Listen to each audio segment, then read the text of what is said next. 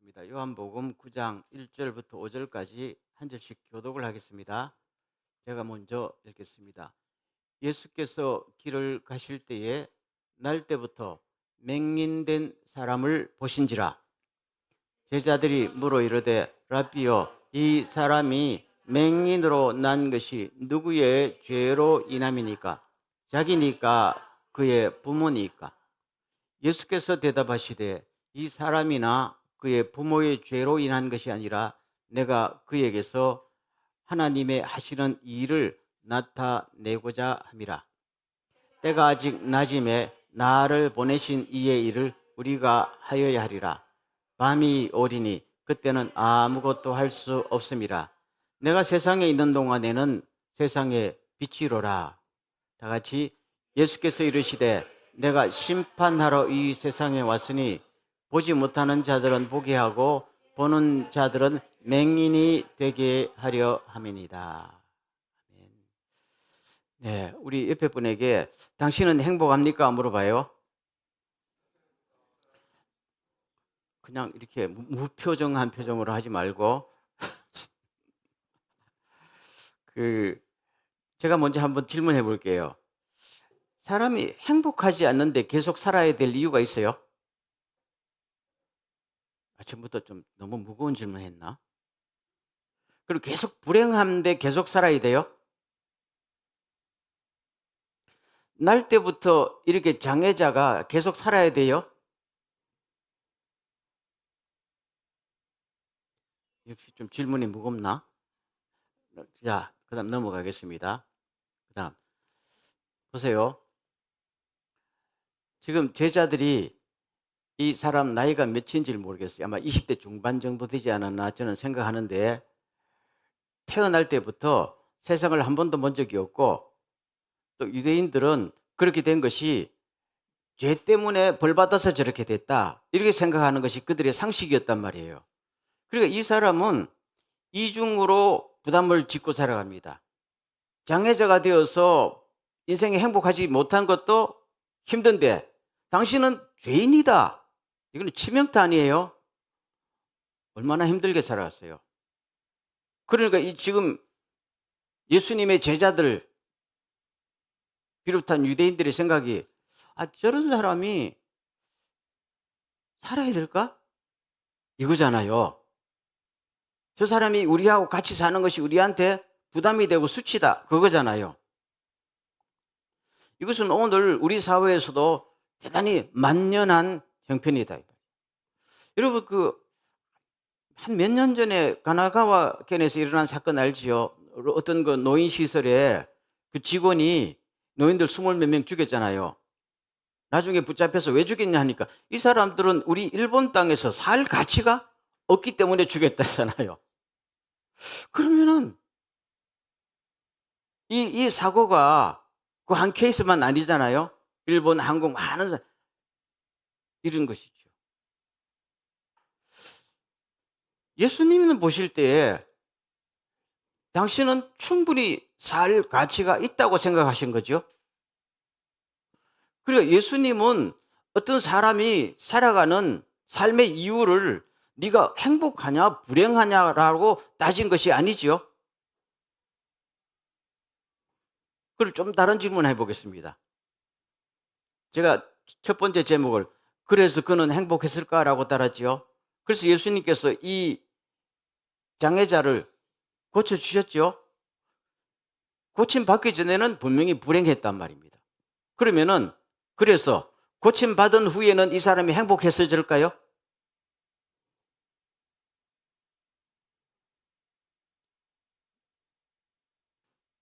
대답이 뭐예요? 행복, 병 고침받은 다음에 행복했을 거라고 생각하는 분이 있어요?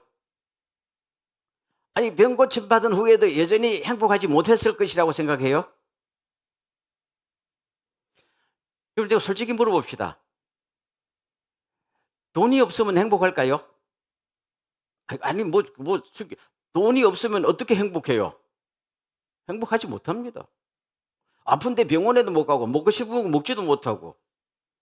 아니, 해외여행 가고 싶은데 돈이 없어서 가지도 못하는데, 남들은 갔다 왔다 그 막 하고 오는데 인스타그램에 막 올리고 하는데 나는 배 빠지게 일해도 하루하루 벌어먹고 사는 게 힘든데 행복해요? 몸이 아파서 지금 통증이 있는데 행복해요? 밖에 나가도 아무도 나를 인정해 주지 않는데 존중받지 못하는데 행복해요? 미래에 대한 희망이 없어지면 행복합니까? 행복하지 못해요. 행복해지려고 살지만 실제로 행복하지 못하단 말입니다. 이 사람 보세요. 병 고침 받았으면 그 즉시로 돈이 생겼을까요? 모든 사람들이 당신 놀랍다라고 인정했을까요? 그 이후에 기사를 보면 이 사람이 예수님 편들다가 회당에서 쫓겨났단 말입니다. 회당에서 쫓겨났단 말은 완전히 그 마을에서 왕따를 당해서 살기가 힘들어졌단 말입니다. 이제까지 20대 중반이 되도록 삶의 기반이 없는 사람이 갑자기 눈 뜨면은 집이 생깁니까? 직장이 생깁니까? 그래서 물어보는 거죠. 병 고침 받고 하나님의 은혜를 경험하고 나면은 행복할까요, 인생이? 아니다. 솔직히 아니잖아요. 이 문제예요. 그래서 제가 두 번째 질문을 합니다. 그의 삶은 행복하지는 않았지만은 살만한 가치가 있었을까요? 묻는다면은 예스입니까? 노입니까? 그건 예스예요. 왜냐하면 보세요. 다 같이 시작. 예수께서 대답하셨다. 이 사람이 죄를 지은 것도 아니요. 그의 부모가 죄를 지은 것도 아니다. 하나님께서 하시는 일을 그에게서 드러내시려는 것이다. 그럼 예수님께서 이 사람에게 인생의 뭐를 지금 하나를 탁 이렇게 끄집어내시는가 하면요. 이 사람은 돈도 없고 인정도 못 받고 미래가 안 보이지만 그래도 이 사람이 이제까지 버티고 앞으로도 살아야 될 충분한 이유가 딱 하나 있다. 뭡니까? 하나님께서 이 사람을 통해서 하나님의 존재감과 하나님의 계획을 드러내는 플랜이 있기 때문에 이 사람은 충분히 살 가치가 있다. 딱 이 말씀을 하시는 거예요. 그게 신앙 아니에요?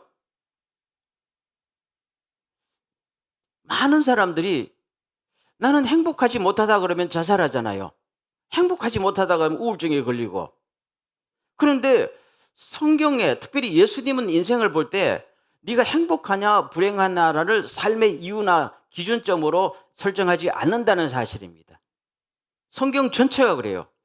너는 정말로 온 우주의 주인 되시고 네 생명의 주인 되시는 하나님을 경험한 적이 있느냐? 하나님을 경험하고 나면 하나님과 관계가 생기지요. 그리고 관계를 맺고 있느냐? 이것을 삶의 이유로 삼고 있다는 말이에요. 네가 지금 아무것도 없어도 온 우주의 주인 되신 하나님을 만나고 하나님과 관계를 맺는다면 너는 충분히 살 가치가 있고 또 살아야 할 이유와 미션이 있다는 이야기죠. 오늘 이 말씀은 굉장히 중요한 우리들에게 질문과 과제를 던져주고 있다. 그 말씀입니다. 그래서 그 다음 기절 보세요. 다 같이 시작. 우리는 나를 보내신 분의 일을 낮 동안에 해야 한다.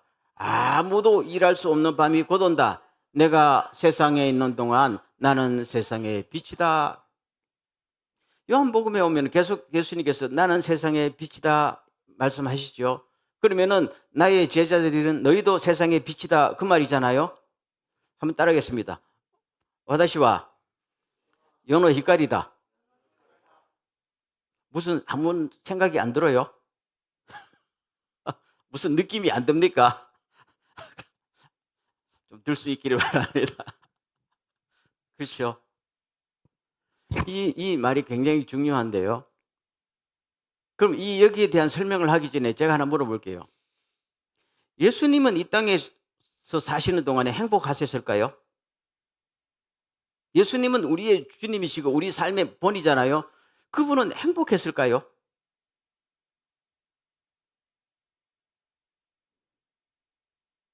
한 번도 생각해 본 적이 없어요. 예수님이 행복했으면 우리도 행복해야 돼요.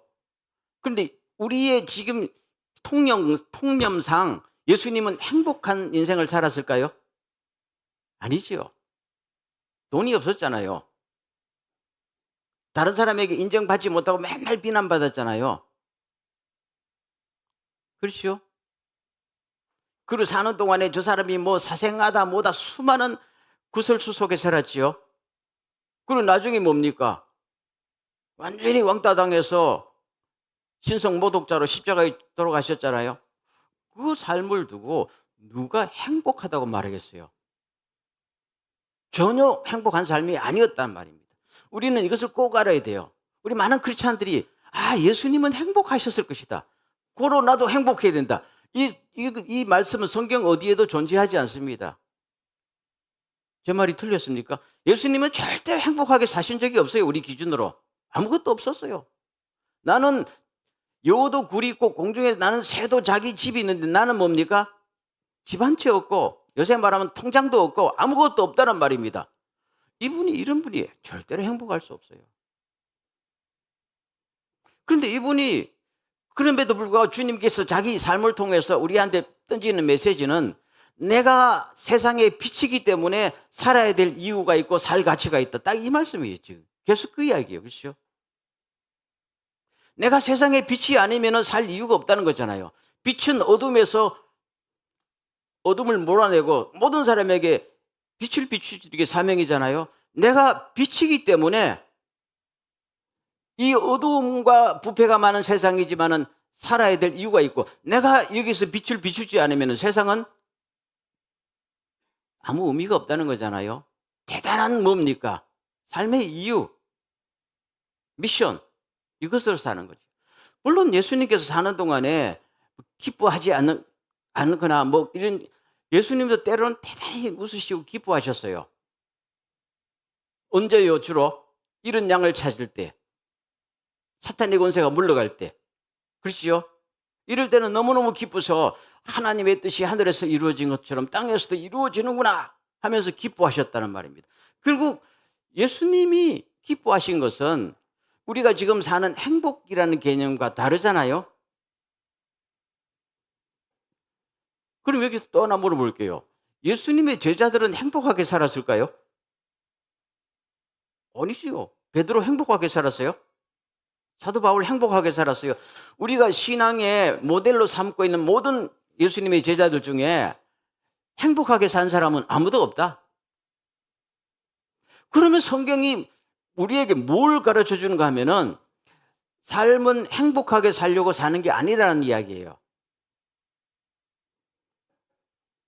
그러니까 좀 뭔가 여러분 갑자기 헷갈립니까? 아니 이게 성경입니다. 그러면 뭐냐면은 행복이라는 것이 그러면 하나님이 우리가 행복하게 살기를 바라지 않느냐? 아니 어느 부모가 자식이 행복하게 살기를 바라지 않겠어요? 하나님도 우리가 행복하게 살기를 바랍니다. 그런데 그 행복이 우리의 목표가 아니라는 이야기입니다. 여러분 그러면 실제적으로 보세요. 내가 행복하게 살고 싶다고 행복해집니까? 그럼 모든 사람이 다 행복하지요. 근데 우리는 자꾸 살면서 내가 행복하다 하는 자꾸 자기 암시를 주고 사는 경우도 많아요. 요새 많은 사람들이 긍정적으로 살아라 그러고 그렇죠? 그런다고 행복해집니까? 저도 목회자로 신앙인으로 한평생 살았는데요. 맨날 기도하고 주여 주여 하고 찬송 부르고 하는데 그럴 때는 조금 뭐 행복한 것 같아요. 근데 실제로 돌아서면 돈 없고 목 아플 때는 전혀 행복하지 않더라고. 아니 목사님도 그래요. 똑같이 사람이 뭐가 다르겠어요? 없는데 뭐가 행복해요? 그러면은 오늘 성경이 우리들에게 말씀하시는 메시지는 정확합니다. 예수님처럼 내가 이 땅에서 나의 미션을 발견하고 그것을 위해서 매진하다 보면 행복은 뭡니까? 부수적으로 따라오는 것이다. 여기 메시지입니다. 여러분 예수님께서 하신 말씀 알지요? 마태복음 6장의 마지막에 너희는 먼저 그의 나라와 그의 의를 구하라. 그리하면은 이 모든 것을 더해 주실 것이다. 아멘. 그리고 더해 주신다는 것은 결국 의식주 문제 아닙니까? 의식주라는 것은 한마디로 말하면 돈과 건강과 나의 안정과 이거 아닙니까? 사람에게 인정받는 것, 모든 것들이 거기에 더해진다는 데 있단 말입니다. 우리는 그 더해지는 거, 의식주 문제와 모든 것이 있어야 행복해진다는데, 예수님께서는 행복이 먼저가 아니고 그의 나라와 그의 의를 구하면은 행복은 네가 원하지 않아도 하나님께서 선물로 그냥 주신다. 이건 메시지란 말입니다. 그렇죠? 그럼 오늘 우리가 이 세상을 살아가면서 항상 착각하지 말아야 될 것은, 행복은 사실은요, 신기루와 같은 거예요. 저기 행복이 있습니다. 행복한 인생을 꿈꾸세요 하고 자꾸 요새 수많은 매스컴에서 행복하게 보이는 사람들 막 등장시키잖아요. 그렇죠? 근데 나오는 사람들도 행복하지 않고, 그 보면 우리는 자꾸 뭔가 우리 인생이 불만만 쌓여가는 거야. 그거 광고 같은 거 안 보면 내가 덜 괜찮은데, 나 괜찮게 사는데 다 나보다 더 이쁜 여자가 나와서 막 하니까, 안 그래도 내가 이쁜데 더 이쁜 여자가 나오니까 내가 행복합니까? 아니잖아요. 그런 것이죠. 보면은 막 건장한 남자들이 체력을 막 과시하고 막 운동하면 뭐 좋아집니다. 아니, 그렇게 운동 안 해도 사는데 아무 지장 없어요.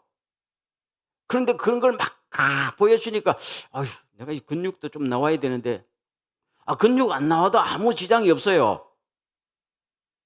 있어요? 상관이 없단 말이에요. 내가 더 건강해져야 되는데, 내가 더 건강해지지 않아도 지금 내 삶에 무슨 문제가 있어요, 없어요? 없잖아요. 이 사회가 바로 그런 거란 말입니다. 그런데 교회마저도 거기 따라가면은 이상하지 않아요? 신앙마저도? 그런 얘기죠. 마지막 장면 보세요. 다 같이 시작. 예수께서 또 말씀하셨다. 나는 이 세상을 심판하러 왔다. 못 보는 사람은 보게 하고 보는 사람은 못 보게 하려는 것이다. 여러분, 이게 오늘 전체 예수님의 사건 중에 결론에 해당하는데요. 사람들이 봐도 저게 뭔지 모르면 그게 장애자지요. 예수님 그 말씀입니다. 뭘 보면은 그 의미를 깨닫고 그걸 통해서 뭐를 내가 받아야 되는데, 봐도 보지 못하고 들어도 의미를 깨닫지 못하면은 너는 바로 장애자다는 겁니다. 그래서 그 장애자가 이미 심판을 받고 있는 거 아니냐라고 말씀하고 있는 거예요. 예를 들면 바로 이런 거예요. 예수님께서 오셔서 이 사람의 질병을 고쳐주고 삶의 의미가 전혀 없던 사람에게 하나님을 경험하고 어떠한 불행과 역경 중에서도 살아갈 이유를 이 사람에게 주셨잖아요. 그리고 이 사람이 나중에 그러잖아요. 모든 사람이 주님을 뭐라고 해도 나는 당신을 믿습니다라고 신앙 고백을 하게 됩니다. 그렇죠? 이게 내가 빛으로 와서 빛을 비추는 장면이다. 그렇죠? 예수님께서 지금 그 어둠에 속한 사람들에게 빛을 비추고 있잖아요. 삶의 의미를 주는 게 빛을 비추잖아요. 근데 이걸 보면서도 저게 잘못된 것이야. 그렇죠? 깨닫지 못하면은 당신은 봐도 보지 못하는 거 아니냐. 당신들이 이미 자기의 고정관념이나 자기 욕망에 눈이 멀어서 마땅히 하나님께서 영원한 세상, 하나님의 영광, 삶의 의미를 주시는데도 거부해버리면은 그건 당신이 이미 심판받는 거 아니냐. 왜냐하면 이제 조금 지나고 나면은 우리가 하나님을 만날 것이고 새로운 세상이 올 텐데, 그 말입니다. 그렇죠? 그래서 오늘 우리가 예수를 믿는 것은 행복하려고 예수 믿는 게 아니잖아요. 제 말 맞지요? 예수를 믿는 것은 영원한 생명을 얻기 위해서 예수 믿는 것이고, 내 인생을 왜 살아야 되는지 삶의 의미를 찾기 위해서 예수 믿는 거잖아요. 그게 살다 보면은, 그래서 빛을 비추다 보면은 행복은 따라오는 것이란 말입니다. 이걸 우선순위를 바꾸면은 신앙이 무너지게 돼 있어요. 교회도 나중에는 타락하게 된단 말입니다. 제가 한 10년 전에 서울에 갔을 때 어느 교회에 큰 대형 버스, 교회 버스 운영하잖아요. 거기에 크게 달았어요. 우리 교회로 오면 복 받습니다라고 써놨더라고요. 내가 속으로 뭐야 저게? 뭐야? 그러면은 예수 믿으면 복 받는다는 거 아니에요? 특별히 우리 교회만 와야 복 받는다는 거잖아요. 그러면 예수를 믿는 목적이 뭡니까? 복 받고 잘 먹고 잘 살고 행복하기 위해서 예수 믿으라는 거잖아요. 그러면 그 교회는 뭡니까? 이미 예수와는 거리가 멀어서 세속화되는 거예요. 지금 한국 교회가 다 그런 거잖아요. 왜 예수 믿어요? 그러면은 열심히 하나님의 은혜 받고 기도해서 기도 응답 받고 더 그거잖아요. 그렇게 되면은 끝도 끝도 없이 만족도 없고 결국에는 그래서 한국 교회가 조금씩 무너지는 거예요. 예수님과 거리가 멀어지는 거. 우리도 나도 모르게 신앙생활 하다가 왜 빨리 지치는 줄 알아요? 교회 생활, 신앙생활 하다가 많은 사람들이 내가 이러려고 예수 믿었나? 왜 이러려고 할 때는 내가 예수 믿는 만큼 받은 게 없다는 거잖아요. 예수 믿은 만큼 나한테 플러스가 안 되니까 내가 이러려고 예수 믿었냐? 그러면 그러려고 예수 믿었어요? 그건 아니잖아요. 예수 믿는다는 것은 주님, 내가 행복하든지 불행하든지 간에 예수님은 나의 생명입니다. 그거잖아요. 그 길을 목적으로 해야 되는데 신앙을 당시처럼 당시 유대인의 종교 지도자들처럼 신앙을 다 바꿔버렸어요.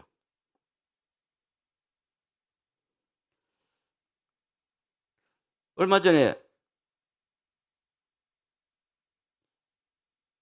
미국의 그 트럼프 대통령한테 어떤 기자가 물었잖아요. 왜 그렇게 우크라이나하고 러시아 전쟁을 빨리 종결시키려고 그렇게 나댑니까? 사실 미국이 가만히 있어도 되거든요. 이 사람이 열심히 하니까 트럼프가 한 말이 한 생명이라도 살려서 하루에도 몇백 명씩 죽어나가 한 생명에게 살려서 그 다음에 대답이 뭔지 알아요? 노벨상 타려고? 그게 아니었고 천국 가고 싶다. 놀라운 말이죠. 그래가지고 그걸 들은 기자들이 그 백악관의 그 대변인 젊은 여자한테 지금 대통령 말이 도대체 그게 농담이냐 진담이냐 하니까 대통령 말이 지금 대변인 말이 지금 대통령의 말은 진심입니다. 내가 그 소리 듣고 야, 저 희대의 남봉꾼이 그 옛날에 남봉꾼이었잖아요. 대통령 되기 전에 남봉꾼이 나이 80대에서 이제 천국을 소망하네. 좋은 일입니까? 나쁜 일입니까? 좋은 일이죠. 그래서 가만히 생각해 봤어요. 저분이 언제 저렇게 바뀌었을까 하니까 극적으로 바뀐 게 저번에 총알이 확 지나갔었잖아요. 그때부로 이 사람의 은행이 달라졌어요. 달라져서 취임식 할 때도 하나님이 나한테 주신 인생을 이제 제대로 살겠습니다라고 그런 소리를 지금 입버릇처럼 하고 있는 겁니다. 나 천국 가고 싶다는 이야기를 한 번 한 게 아니야 이분이. 자꾸 하거든요. 그래서 보통 정치인이라면은 내가 이렇게 위대한 일을 해서 업적을 남기고 뭘 하고 이럴 텐데 이 대통령은 국민들의 상식을 넘어서서 이렇게 해서 정말로 하나님 앞에 요새 말하면 하나님 앞에 좀 잘 보여가지고 천국 가고 싶다. 야, 그렇다면은 이 사람이 총 맞은 것은 자기한테 뭐예요? 요한복음의 표현상 총 맞은 것은 이적입니까? 표적입니까? 표적이지요. 총을 맞음으로 하나님을 만났다. 인생이 바뀌었어요. 그러면 이 사람은 이제까지 하나님과 관계없어도 앞으로 몇 년 더 살지 모르지만 앞으로 사는 삶은 충분히 과거의 삶보다 더 가치가 있고 의미가 있다. 딱 그겁니다. 다시 돌아갈게요. 이 사람 20 몇 년 동안 얼마나 힘들게 살았어요. 그렇지만은 예수님 만나가지고 하나님을 경험하고 하나님과 관계가 맺어서 나 이제 당신을 믿습니다 라고 고백하는 순간에 충분히 앞으로 인생은 살 가치가 있고, 앞으로 인생에 살 가치가 있다면 과거에 불행했던 것도 이 사건 속에서 의미가 있어진다. 그게 인생이지 않냐 이 말이에요. 그렇죠? 오늘 우리도 삶 속에서 가만히 생각해 보세요. 나는 정말로 행복한 인생을 살아왔고 지금도 행복한가? 라고 생각한다면은 저도 이 설교 준비하면서 충분히 많이 생각했어요. 나 행복한가? 지난날 보려면은 솔직히 별로 행복했던 기억이 없어. 맨날 무슨 저는 어릴 때부터 몸이 약했거든요. 맨날 일주일에 한 번 정도 병원에 왔다 갔다 하고 여기 탈라면 저기 또 탈라고. 그렇죠? 그리고 뭐 저는 뭐 또 우리 아버지가 별로 부자도 아니었고 가난한 시골 교회 목사였으니까 대학 가는 것도 내가 원하는 대학 못 갔어요. 맨날 저희 아버지가 국립대학 가라. 국립대학 안 가면은 너 절대로 학교 못 시킨다. 그래서 남들 빨리 가는 거 저도 빨리도 못 들어가. 국립대학 들어갔단 말이에요. 그래서 국립대학 들어가 가지고 그때 당시에 4년 동안에 학비 한국 돈 10만 원 냈겠죠. 일본 돈 10만 원 아니고 한국 돈 10만 원. 4년 동안에 덕을 많이 봤죠. 어쨌든 장학금 받고 해 가지고. 보면은요. 한국 살다가 미국 살다가 일본 살다가 피곤한 삶이어서 솔직히요. 그러면 내가 왜 이런 피곤한 삶 중에서도 지금도 열심히 살려고 하는가 하면요. 결국 하나님과의 관계 때문입니다. 그렇죠? 내가 지금 이 살아가고 내가 지금 설교하고 내가 뭘 하는 이유가 하나님 앞에서 아무런 가치가 없다면은 내 인생은 가치가 없는 거잖아요. 딱 그거예요. 그럼 내가 생각할 때 내가 지금 행동이 하나님 앞에서 가치가 있는가? 하나님 보실 때 내 인생이 살 만한 가치가 있는가 할 때는 그거는 나한테 그렇게 확신이 들면은 어떠한 역경과 환란 속에서도 이 사람은 살아야 되고 살아야만이 인생의 의미가 더 나한테 다가오는 것이죠. 딱 그겁니다. 여러분도 마찬가지입니다. 보면은 여러분들이 과거를 여러분 스스로 알지만은 과거를 돌이켜 보면은 마냥 행복했던 건 아니잖아요. 그렇죠? 지금도 나이가 들고 들어도 아직 딱 안정이 되는 것도 아니잖아요. 솔직히 지금 여러분 나이 정도 되면은 적어도 동경에 한 50평 정도 되는 만션 하나 갖고 한국에도 집 하나 있고 은행에 수천만 원 내지 수억 원 정도 잔고가 있어서 아이고 맘만 먹으면 이번 여름에는 어디 해외여행이나 한번 갔다 올까? 이게 좀 자유로워야 되지 않겠어? 근데 그런 사람이 몇 명이나 있어요 지금. 행복해요? 그게 안 되면 솔직히 행복하지 않는 거잖아. 그런데 살아가는 이유는 내가 오늘 나의 모든 일거수일투족이 하나님 앞에서 의미가 있다. 하나님을 경험하는 일이고 그리고 나아가서 내가 사람들에게 내 삶 자체가 사람들에게 빛이 되고 있다. 이 판단이 있을 때 내 인생은 살아야 됩니다. 이 사람은 살아야 되고 이 사람은 살 가치가 있다. 아멘. 이게 바로 신앙이라는 거예요. 요한복음은 우리들이 굉장히 중요한 것을 가르쳐 줍니다. 단순히 저 사람 기도 응답받았다 이게 아니고 단순히 저 사람에게 병 고침 받았다 이게 아니에요. 이걸 넘어서서 당신은 이 사건을 통해서 도대체 누구를 만났으며 왜 살아야 되는지 그 의미를 확실히 하세요. 그러면 당신은 앞으로도 천국에 갈 때까지도 절대로 실망하지 않고 더 빛을 비추며 살아갈 수 있기를 소원합니다. 그 말입니다. 자, 오늘 마지막 결론 다시 한번 하겠습니다. 와다시와 요노 히카리다. 아멘. 그래서 앞으로 한 주간 동안 여러분 뭐 그렇게 복잡하게 생각할 거 없어요. 때로는 힘들고 때로는 지쳐도 내가 하루 사는 것들이 주여 이렇게 생각했어요. 주여 지금 내 삶이 하나님 앞에 의미가 있겠지요. 아멘. 내 생각 하나, 내 말 하나가 주님 때문에 내가 이렇게 사는 거 아니에요? 그거잖아요. 그리고 그렇다면은 내가 주변 사람들에게 내가 힘들지만은 내 삶이 그들에게, 내 말이 그들에게 빛이 되게 하옵소서. 특별히 이렇게 의미 없이 사는 이 장애자 같은 사람들을 만나면은 내가 도전하고 이 사람에게 회복시켜 주시는, 줄 수 있는 이런 사람이 되게 하옵소서. 그러면 내 인생은요, 정말로 이런 사람의 인생은 이 땅에서 꼭 살아야 됩니다. 백만장자가 살아야 되는 게 아니고 인기인이 살아야 되는 거, 이런 사람들이 이 세상에 주역이 되고 살아야 되는 거. 이게 성경의 메시지입니다. 너희는 세상의 빛이다. 아멘. 이런 은혜와 축복이 또 한 주간의 우리의 삶에도 있기를 간절히 소원합니다. 한번 기도하겠습니다. 주여, 나로 하여금 세상의 빛이 되게 하여 주시옵소서. 감사합니다.